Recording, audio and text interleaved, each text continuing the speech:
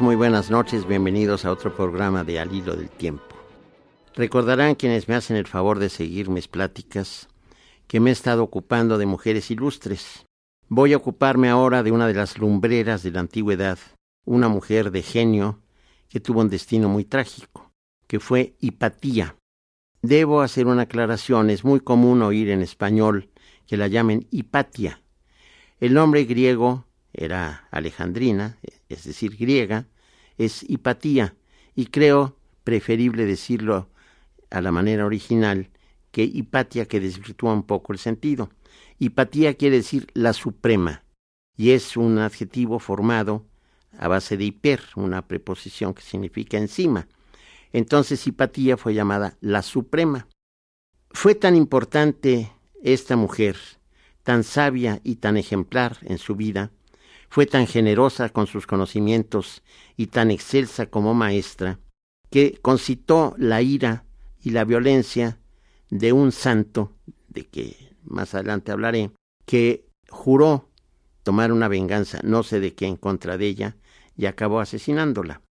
Pero un historiador del siglo IV o V de nuestra era, no recuerdo sus fechas, llamado, curiosamente, Sócrates, por supuesto que no el de Platón, que no escribió nada, este Sócrates escribió una muy importante historia de la Iglesia, que es de los libros capitales para conocer la historia de los orígenes del cristianismo.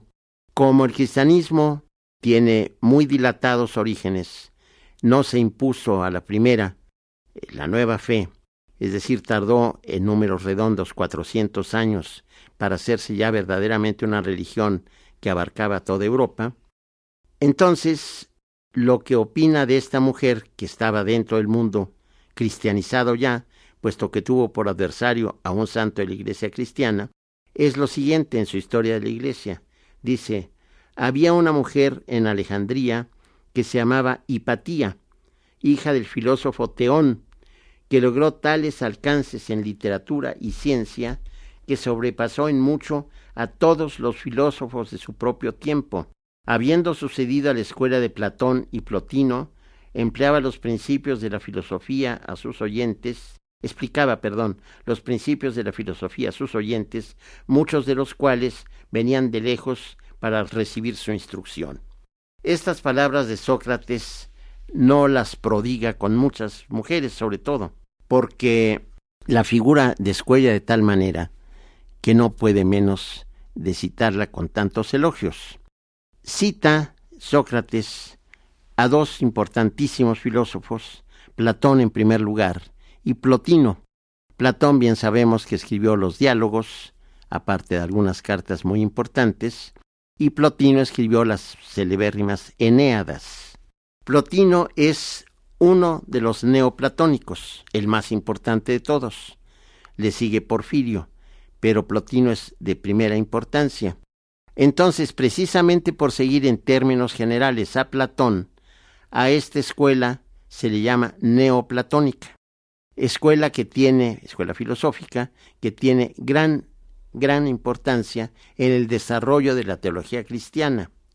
Se puede decir sin exagerar que la gran teología cristiana y posteriormente católica se desarrolla entre dos polos, entre el neoplatonismo, por una parte, y por otra parte lo que se llamó después por Tomás de Aquino, filosofía perennis, o sea, la filosofía perenne, encabezada nada menos que por Aristóteles el Estagirita.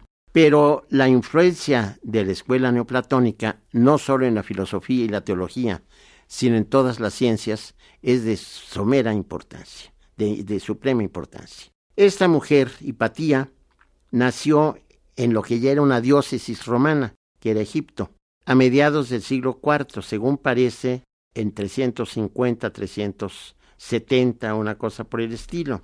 Tuvo un discípulo también muy eminente, menos que ella, pero también muy conocido, que es Cinesio de Cirene. Y este último, es decir, Cinesio, da como fecha de nacimiento el 355. Lo que importa más que la cronología es que ella muy temprano aprendió los rudimentos de las matemáticas, porque su padre, Teón, era pensador y matemático de envergadura. Y es muy probable que el padre haya dado clases en la biblioteca El Serapeo.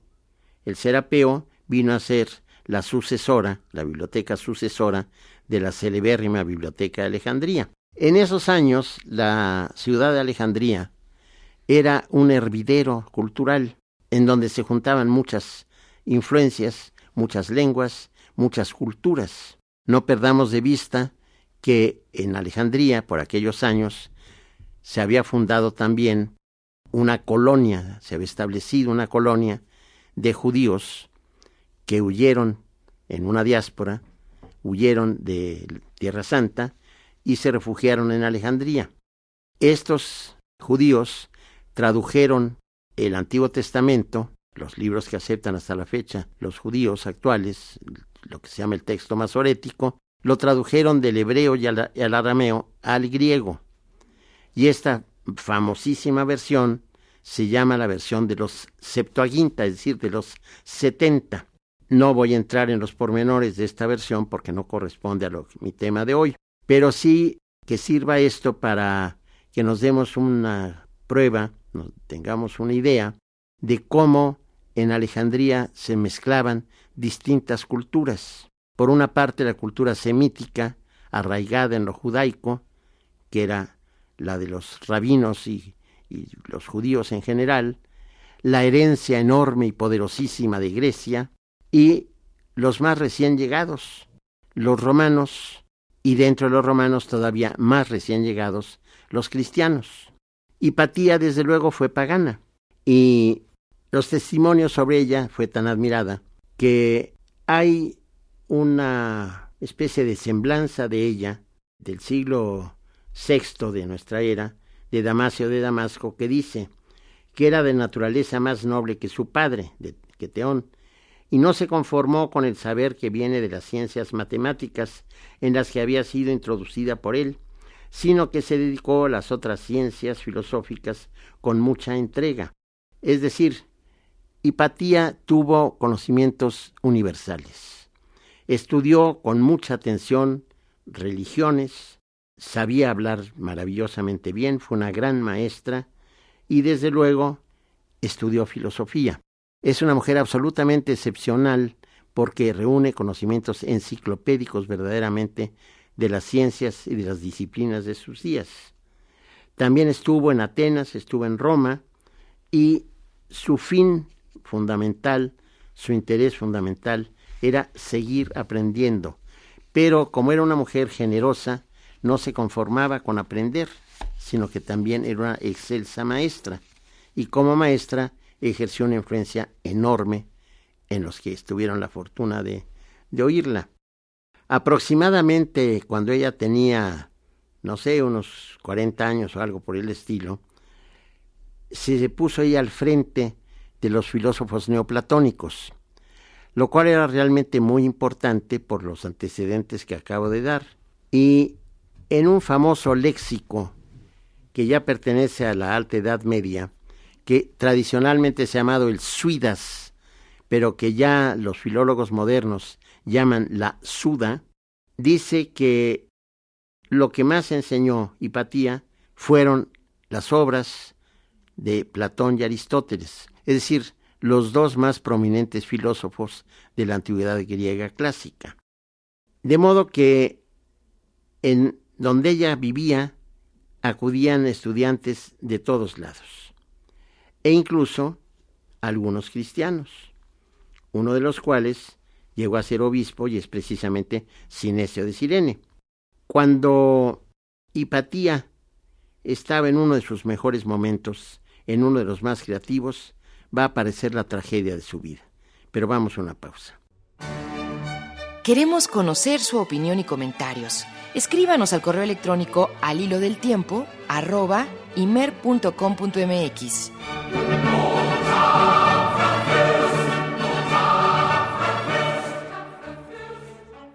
Tratemos de imaginarnos esta Alejandría del siglo IV a.C. Hipatía era pagana y jamás abdicó, jamás apostató de su credo pagano. Precisamente por ello concitó la ira de un individuo intolerante que fue Cirilo de Alejandría, patriarca de Alejandría. En el seno de la Iglesia cristiana, digamos naciente todavía, había rivalidades políticas muy grandes, que por cierto se conservaron hasta los tiempos modernos, porque los patriarcas luchaban entre sí. Estaba el patriarcado de Alejandría, el de Jerusalén, el de Antioquía, el de Constantinopla y el de Roma.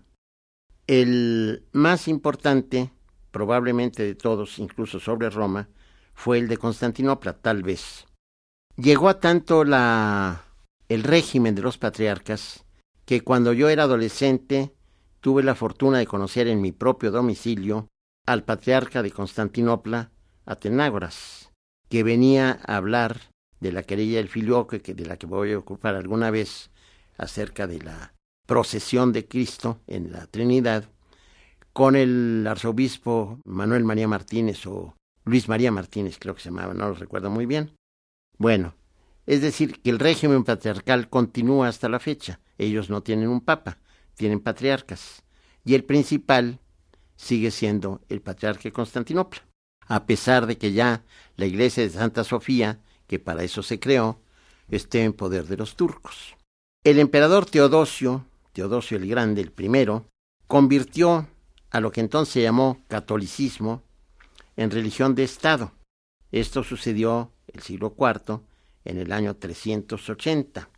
Parece que este edicto, que desde el punto de vista político obedecía fundamentalmente a una profunda penetración en el mundo tan variado de los cristianos, provocó desde luego enconos, iras y ataques de parte de aquellos que quisieron seguir siendo paganos, entre ellos Hipatía. Pero Hipatía no era una mujer belicosa, simplemente no quiso convertirse a una fe en la que no podía creer. Cuando ella estaba en la plenitud de su vida, era patriarca Teófilo, pero Cirilo, que era sobrino de este Teófilo, a la muerte del primero, ocupó el puesto de patriarca. Puesto que era tan importante el patriarcado, logró que los alejandrinos aceptaran una antipatía que habían tenido por él. La política externa de Cirilo empieza por perseguir a una secta que algún día explicaré en qué consistía, la de los novacianos, porque la primera forma universal, digamos, que adopta el cristianismo sigue el llamado credo niceno. Se dice así porque fue el resultado de las pláticas y las discusiones de los teólogos en el primer concilio ecuménico de la historia, que es el concilio de Nicea en 325, en donde intervino de una manera genial San Atanasio. Y este credo niceno, que más o menos es el que hasta la fecha sigue rigiendo, excluía a muchas otras formas de considerar no solo la cuestión de la Trinidad, sino muchos puntos teológicos de la nueva doctrina. Los principales arrianos eran los enemigos jurados de la doctrina de la Trinidad. Pero en fin, estos son asuntos que en otra ocasión he de tratar. Volvamos a Hipatía, que no se interesaba por esto, porque ella era científica y cultivaba con mucho éxito las disciplinas paganas, es decir, era gran lectora de los clásicos griegos y practicaba también la enseñanza de las matemáticas. Debo decir que la época alejandrina en la historia de las matemáticas es sumamente importante por cuando menos dos figuras. Hipatía por una parte y por la otra, todavía descolló más, Diofanto de Alejandría, que se ocupó de las superficies cónicas, que son una disciplina matemática superior. Cuando ya tenía la sartén por el mango, Cirilo empezó a combatir encarnizadamente a los paganos, y desde luego que entre ellos descollaba Hipatía. Descollaba por su eminencia como científica, como mujer de enorme talento, de talento universal, como maestra respetadísima, por su belleza, porque además dicen que era muy bella. En una palabra, era una sombra al lado de este hombre fanático que fue Cirilo. Y entonces empezó a combatirla de una manera feroz. Quiero hacer un comentario lateral. Dentro de los cánones de la Iglesia, cuando algún individuo eminente combate a los enemigos de la religión cristiana, puede libremente matar y puede libremente atormentar y extorsionar. Por ejemplo, el padre del ilustre Alfonso X el Sabio de España fue Fernando el Santo, Fernando III. Y lo único que yo sé que hizo distinguido verdaderamente Fernando el Santo fue matar a muchos moros, y sin embargo es santo. El caso de Cirilo de Alejandría es similar, porque los hechos más notables de su patriarcado fueron quizás, sobre todo, la muerte terrible de Hipatía. Cirilo de Alejandría, que realmente era un individuo a mi juicio sin escrúpulos, tenía un enemigo en el seno mismo de la Iglesia, un converso llamado Orestes, que le hacía mucha sombra. Entonces se entabló una disputa entre los dos por el poder. Ya sabemos que es el máximo atractivo para los hombres, más que el dinero, más que la fortuna. Y hizo correr la voz, probablemente sea totalmente falso este rumor, es más probable que así sea, de que la principal instigadora de los enemigos de Cirilo era precisamente Hipatía, que apoyaba a Orestes. Sin ningún asomo de piedad cristiana, azuza a unos fieles, a unos sicarios, y cuando Hipatía va regresando a su casa, los secuaces, los malhechores secuaces de Cirilo de Alejandría la capturan y fanáticamente acaban con su vida, pero voy a dar pormenores porque realmente es terrible. Se abalanzan sobre ella, la golpean inmisericordiamente y la arrastran por la ciudad hasta llegar al Cesáreo, que es el templo que edificó Augusto cuando triunfó sobre Marco Antonio. Y en ese momento se había convertido el Cesáreo, se llama Cesáreo precisamente por Augusto, que heredó el título de César del propio Julio César, se había convertido, en la Catedral de Alejandría. Allí desnuda la turba de fanáticos a Hipatía y la empiezan a destrozar con conchas de moluscos, hasta que la dejan hecha una verdadera pulpa sangrienta, que apenas alienta un poco de vida y muere. Este hecho, tan censurable, tan reprobable, tan estúpido además, no ha impedido que se considere a Cirilo de Alejandría, como una de las grandes figuras de la Iglesia, como el patriarca Cirilo, aunque realmente creo que no ha sido canonizado, de esto no estoy muy seguro, pero de cualquier manera, en la Iglesia ortodoxa griega le tributan homenajes de santo, es decir, sospecho que sí fue canonizado, porque desde luego hay iconos que representan a Cirilo de Alejandría, que hizo estas cosas tan reprobables. Pero vamos a una pausa. Queremos conocer su opinión y comentarios. Escríbanos al correo electrónico alilodeltiempo@imer.com.mx.